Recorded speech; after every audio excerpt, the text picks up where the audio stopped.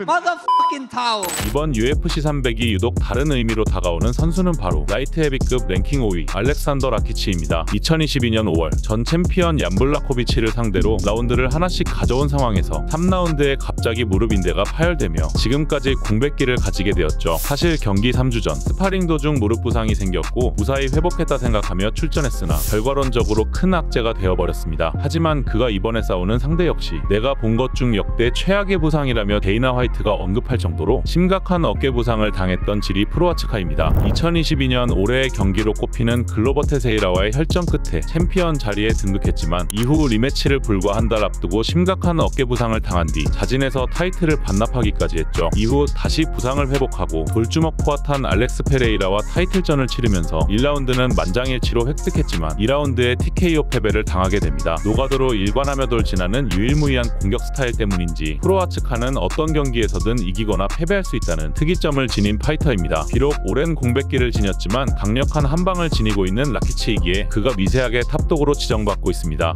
UFC 전 챔피언 6명을 비롯해 막강한 실력을 가진 선수들의 경기가 모두 언더카드로 몰려버린 이번 UFC 300. 그렇다면 이들의 라인업을 밀어내고 메인카드를 차지한 경기는 도대체 무엇일까요? 첫 번째 경기는 바로 보니칼과 코디 브룬다지가 나옵니다.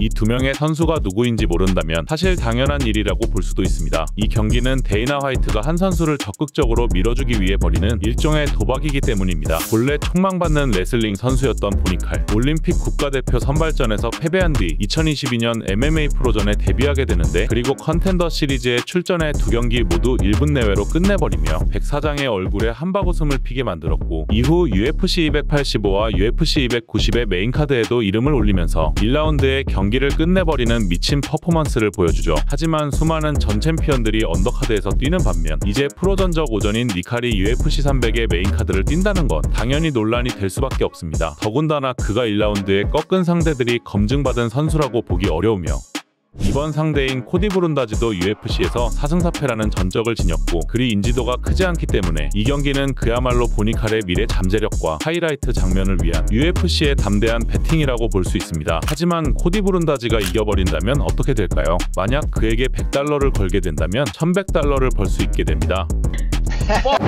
사실 브룬다지의 이름값을 생각하면 납득 가능한 배당이 아닌가 싶은데 그 다음 예정된 이 경기의 배당은 이해가 안 된다는 반응도 존재합니다. 전 라이트급 챔피언이자 랭킹 1위인 찰스 올리베이라와 랭킹 4위인 아르만 사루키안의 경기에서 언더독으로 선정된 건 다름 아닌 찰스 올리베이라이기 때문입니다. 강자들이 즐비한 라이트급에서 11연승을 거두었던 전 챔피언이었고 비록 이슬람 마카체프에게 패배했으나 8연승 중이었던 웰라운드 파이터 베닐 다리우시를 1라운드 만에 잡아내며 자신을 증명했음에도 불구하고 이번 경기에서 다시 언더독이 되었습니다. 탑독인 아르만 사루키안도 최근 베닐 다리우시를 2라운드에 잡아내며 랭킹 4위로 급부상했습니다. 그가 탑독이 된 이유는 현재 3연승 중으로 기세가 좋을 뿐만 아니라 상대적으로 나이가 어린 편이고 최근까지 올리베이라가 부상에 시달리며 경기까지 취소한 점을 감안하지 않았나 싶습니다. 여기서 재밌는 점은 사루키안은 로드 FC와 중국에서 딱 한 경기를 뛴 걸 제외하면 모든 경기를 러시아에서 소화한 뒤 UFC에 데뷔하게 되었고 하필 데뷔전에서 만난 상대가 이슬람 마카체프였죠. 그래서 이 경기의 승자는 마카체프를 상대로 복수하는 동시에 타이틀 획득을 간절히 바란다는 공통점이 있습니다.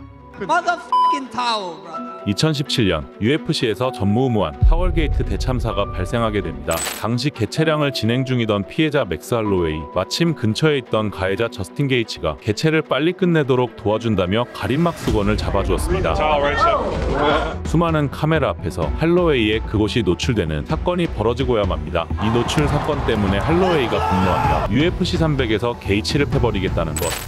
은 아니지만 아무튼 이 경기의 유일한 이유가 노출 사건이라 농담으로 말할 정도로 할로웨이와 게이츠의 대결은 사실 뜬금없어 보이는 부분이 있습니다. 두 선수 모두 각 체급의 타이틀전을 치를 수 있는 도전자 자격을 충분히 갖추고 있었기 때문이죠. 하지만 할로웨이는 그동안 볼카노프스키의 업적을 돌아보았을 때 그가 먼저 리매치를 하는 게 마땅하고 자신은 또 다른 강자와 싸울 수 있다는 게 축복이라며 이번 경기에 임하고 있습니다. 게이츠도 이 경기를 수락한 이유에 대해 그저 할로웨이와 먼저 싸우게 된 것뿐이라며 담담하게 말하고 있죠. 물론 이 경기도 5라운드로 진행되는 타이틀전은 맞습니다.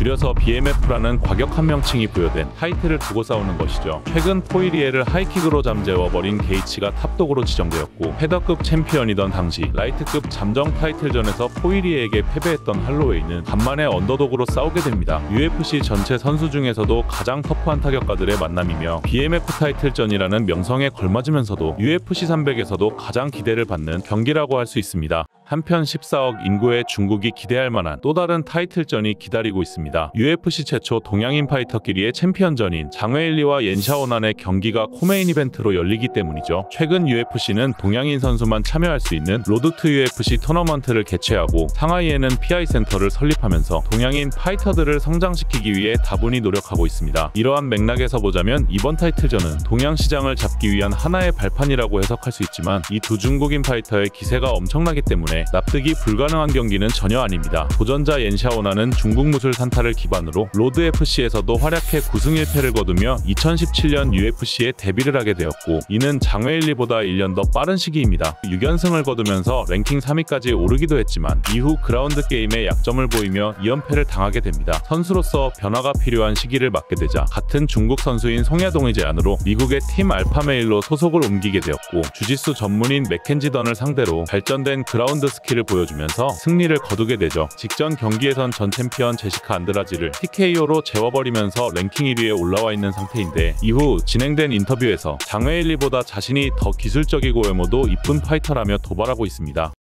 옌샤오난 본인의 의견입니다. 하지만 모두가 알다시피 현재 3연승을 거두고 있는 장웨일리의 기세는 엄청납니다. 직전 경기에서 상대보다 10배가 넘는 유효타를 기록하면서 굳건하게 타이틀을 지키고 있기에 현재 절대적인 탑독으로 예상되고 있죠. 그리고 드디어 대망의 메인 이벤트, 원래 수많은 팬과 전문가들이 코너 맥그리거의 복귀전이 될 것이라고 예측하는 동시에 기대했지만 그 일은 일어나지 않았습니다. 결국 다음 달 브라질에서 개최될 UFC 300일의 메인 이벤트가 한 달 전으로 시기를 옮겨 진행될 예정입니다. 공교롭게도 신장과 리치가 동일하고 언제든지 상대를 끝낼 수 있는 강력한 한방을 지닌 스트라이커의 맞대결이죠. 미세하게 언더독으로 선정된 파이터는 전 챔피언 자마알릴, 살짝 배가 튀어나온 체형을 지녀 관리에 소홀한 선수처럼 보이기도 하지만 그의 긴 리치를 활용한 타격 능력은 굉장히 섬뜩한 수준입니다. 비록 그가 주짓수 강자 폴 크레이그를 만나 왼팔이 탈골되면서 패배한 적은 있지만 그 경기를 제외하고는 수많은 파이터에게 TKO 승을 거둔 이력을 가지고 있죠. 현재 그의 인스타그램 프로필에는 일찌감치 전적에 승리 하나를 추가하며 라이트 헤비급 챔피언이 되었다고 써두었는데 이는 불과 2개월 전 일리아 토푸리아가 타이틀전 이전에 프로필을 바꿔둔 전략과 동일합니다. 하지만 토푸리아와 다른 점은 자마알릴은 이미 한번 챔피언 벨트를 획득한 적이 있었고 이후 아킬레스건 부상으로 인해서 자진 반납을 했다는 것이죠. 자마알릴이 챔피언이 되었을 때 반대편에서 패배를 맛보았던 선수는 바로 글로버 테세이라였습니다. 그리고 지금 테세이라의 코칭을 받으며 라이트 헤비급 최강자가 된 돌주먹 알렉스 페레이라, 이번 승리를 통해 쉽게 타이틀을 방어하고 다음 달 고국에서 개최하는 UFC 300일에서 다시 방어전을 치르겠다며 호언장담을 하고 있는 상황인데 과연 이 경기는 어떻게 마무리될까요?